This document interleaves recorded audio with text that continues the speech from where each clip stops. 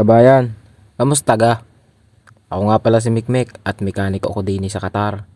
Kita, samahan mo ko at nang malaman mo kung anong inaasal ko din. Nagpalit nga pala ako ngayon ng brake pad. Siguro na may alam mo na iyan. Imposibleng hindi. Kung hindi mo alam, ay siya ituturo ko sa iyo. Malaman mo laang. Aray, ang kasamahan na aon sa ilalim ng iyong sasakyan. Kung mapapansin mo, yan ay masama na. Kaya request ang customer natin na pakinisin ko daw iyan. At aray, makikita mo kung paano gagawin ko diyan.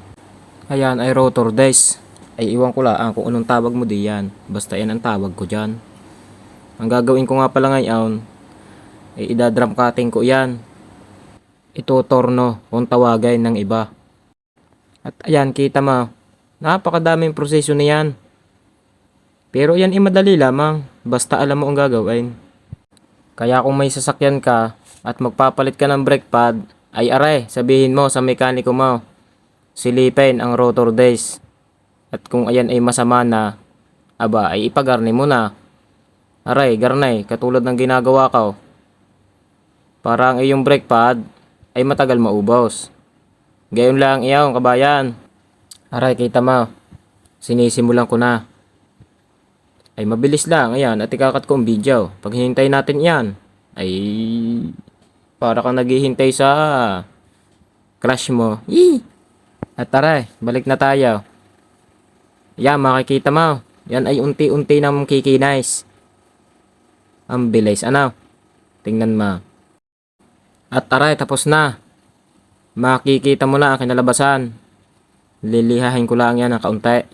Para yung bakas ng kahapon ay mawala. At yan, nililiha-liha ko lang. Kaya kung may sasakyan ka at nararamdaman mo na medyo maingay na pag ikaw ay pepreno, ay isa ito sa mga dahilan kung bakit umiingay sa tuwing gagamit ka ng brake. Kailangan mo lang yan patingnan sa mekaniko mo. At kung sa tingin ng mekaniko mo ay hindi napipide, ay kailangan mo nang ipatorno yan. Katulad nito, kita mo.